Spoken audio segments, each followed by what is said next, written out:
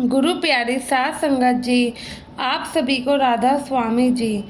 संगत जी, गुरु घर का लंगर तो किस्मत वालों को ही नसीब होता है।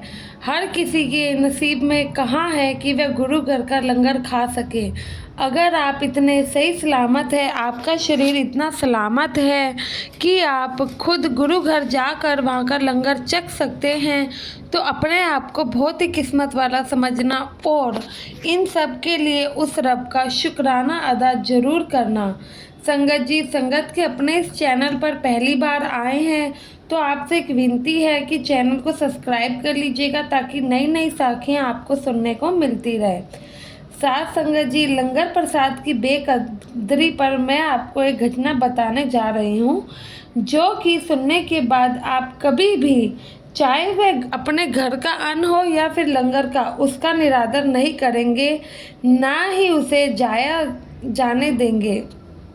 संगत जी, ना जाने हम लोग इस बात को कितनी बार सुन और पढ़ चुके हैं कि खाने की चीज़ की कभी भी बेकदरी नहीं करनी चाहिए, क्योंकि इससे बहुत ही जिसकी वजह से हम जीते हैं उसी को हम बर्बाद करते हैं। बताइए, खाने के बिना कोई जीवन है, पानी के बिना कोई जीवन है, और हम जैसे लोग उन्हीं सब चीज़ों को बर्बाद करने पे तुले हुए हैं। इतने सुनने के बावजूद लोग बची हुई रोटी को गाय को या किसी जानवर को खिलाने की बजाय एक पल भी नहीं लगाते हैं कि उसे फेंक देते हैं। और जो लोग ऐसी हरकत करते हैं उन्हें पता नहीं क्या क्या देखना पड़ता है, किन किन चीज़ों से गुजरना पड़ता है। क्योंकि संगत जी, अगर हम अन्न का अनादर करेंगे तो एक दिन ऐसा आएगा कि हम उसी अन्न के लिए तरसेंगे। कहते हैं ना, जब भूख लगी हो तो सूखी रोटी भी पकवान के जैसी होती है। तो खुद सोचिए, हम क्यों उस अन्न को निरादर कर देते हैं, क्यों हम उतना ही नहीं लेते जितना हमें खाना है। संगत जी, ये एक बीवी की घटना है। ये बीवी कहती है कि जब इनकी शादी हुई तो वो सत्संगी परिवार में हुई, और जैसे कि सत्संगी लोगों का नियम ही है, बाबा जी भी अपने हर सत्संग में फरमाते हैं कि हमें खाने की चीज़ को बिल्कुल वेस्ट नहीं करना है। लेकिन ये जो बीवी थी, इनकी आदत बिल्कुल भी वैसी नहीं थी। शादी से पहले इन बीवी के मायके में ऐसा कोई भी नियम नहीं था। वह लोग तो जितना खाना होता था उतना लेते थे, बच जाता तो डस्टबिन में फेंक देते थे। लेकिन ससुराल में आई तो इन्होंने देखा कि हर कोई उतना ही खाना लेता है जितना वह खा सके। भूख होती है तो दोबारा ले लिया जाता है। और यह बीवी की माता जी भी इन्हें यही समझाती कि बेटा, खाने को कभी कूड़ेदान में नहीं फेंकना चाहिए। तो ये बताती हैं कि एक बार इनकी ननद और सास ने इन्हें खाने को डस्टबिन में फेंकते हुए देख लिया, तो वह इन्हें समझाने आती है कि बेटा, ऐसी गलती दोबारा नहीं करनी। खाना बच गया है तो कोई बात नहीं, उसको बाहर जाओ किसी जानवर को खिला दो या फिर किसी ज़रूरतमंद की मदद कर दो, लेकिन इस खाने को कभी भी डस्टबिन में मत फेंको। तो संगत जी, जैसा कि हम सब जानते हैं, बड़े बुजुर्ग अगर हमें कुछ सही भी सिखाते हैं ना, तो वह हमें बुरी ही लगती है और गुस्सा ही आता है। जब उन दोनों ने भी इस बीवी को यह बात समझाई तो इसको गुस्सा आ गया, और उनके समझाने के बावजूद ये बीवी बाहर जाकर खाने को फेंक देती और उनसे कहती कि इन्होंने खाने को कुत्ते या किसी गाय को खिला दिया है। जबकि ये बीवी ऐसा कभी भी नहीं करती थी, क्योंकि इन्हें बाहर जाकर जानवरों को ढूंढना और उन्हें खाना खिलाना अच्छा ही नहीं लगता था। इनकी सास अक्सर इन्हें समझाया करती कि बेटा, उतना ही खाना ले लो जितना तुम्हें ज़रूरत है, नहीं है तो पहले कम ले लो, भूख लगी हो तो और ले लेना। पर यह बीवी कभी नहीं मानती थी। वह माता जी यह भी कहती थी, बेटा, खाने को कम बनाया करो, लेकिन ये ज़्यादा क्वांटिटी में बनाकर फ्रिज में रख देती। और यह बीवी थी तो बड़े ख़ानदान से और काफ़ी बड़े घर से थी, तो इनके मायके में तो हमेशा ही ताज़ा खाना बनता और ताज़ा ही खाते, जितना खाते ठीक है, बाकी फेंक देते। लेकिन ससुराल में भी ऐसा ही था। लेकिन यह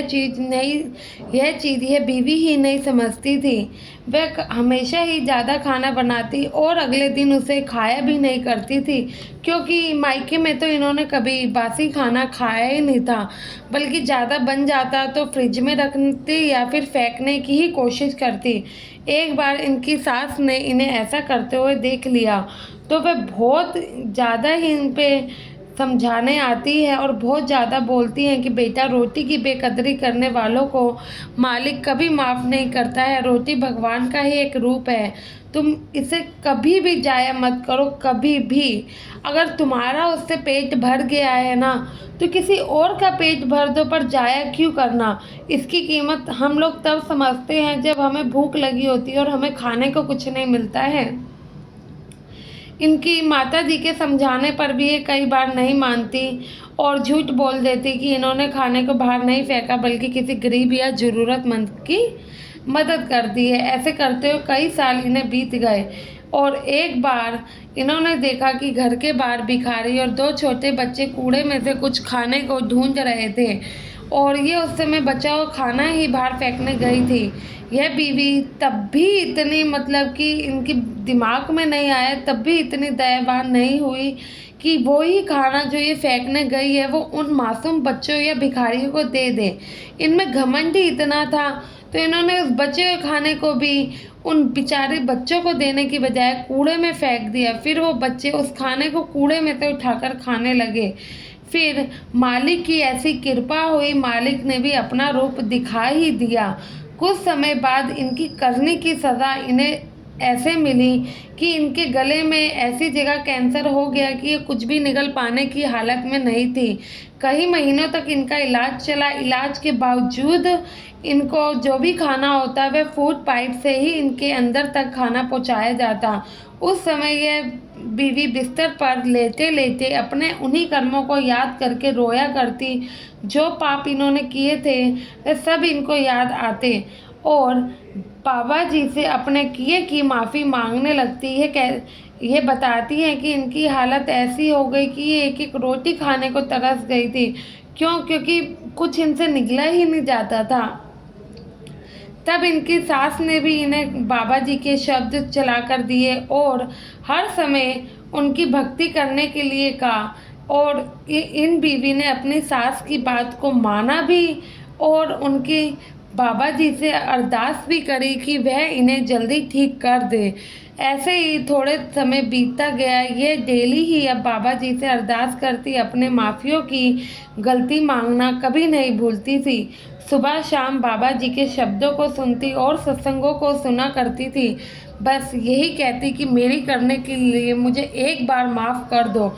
लगभग ऐसे करते हुए 9 से 10 महीने बीत गए होंगे। इन्होंने इतने टाइम तक वह नर्क भोगा। उसके बाद जब ये ठीक हुई और अब बाबा जी की कृपा से ये ठीक हो ही गई थी, तो अब इन्होंने भी सत्संग घर जाना शुरू कर दिया। वहाँ पर सेवा भी ले ली। अब ये वहाँ पर सेवादार हैं और डेरे में जब भी ये जाती हैं तो इनकी ड्यूटी लंगर बरताने में ही लगाई जाती है। ये बताती है कि बाबा जी मुझ पर ऐसी कृपा करते हैं कि 9-10 महीने के दुखों को भोगने के बाद शायद मेरा हिसाब किताब बराबर हो गया हो। बीवी ने संगत को भी सलाह दी कि अन्न का एक भी दाना बहुत कीमती होता है। एक एक दाने की आपको कदर करनी है। चाहे आप कम खाएं उतना ही लीजिए, थाली में जितना ना जाए नाली में। कोई बात नहीं, कम ले लो, किसी और के मुंह में ही चला जाएगा, लेकिन कभी भी खाने को वेस्ट नहीं करना चाहिए। साथ संगत जी, इस वीडियो को सुन रही बहुत सारी संगत शायद जाने अनजाने में पता नहीं कितनी गलती कर बैठती होगी, लेकिन आशा है इस सच्ची आप बीती से आप भी सीख लेंगे और कभी भी सत्संग घर या भंडारों में लंगर को जितना खाना हो उतना ही लीजिएगा। कैंटीन से भी जितना खाना है उतना ही लीजिए। गुरु घर का एक एक अन्न बड़ा ही कीमती है। गुरु घर का के अपने घर का भी, उसे कभी भी व्यर्थ मत कीजिएगा। साथ संगत जी विदा लेते हैं। आशा है आपको वीडियो अच्छी लगी होगी और आप भी अब अन्न की कदर करेंगे। चैनल को सब्सक्राइब करना ना भूलें और कमेंट में राधा स्वामी ज़रूर लिखिएगा जी। गुरु प्यारी साथ संगत जी, आप सभी को हमारी तरफ से राधा स्वामी जी।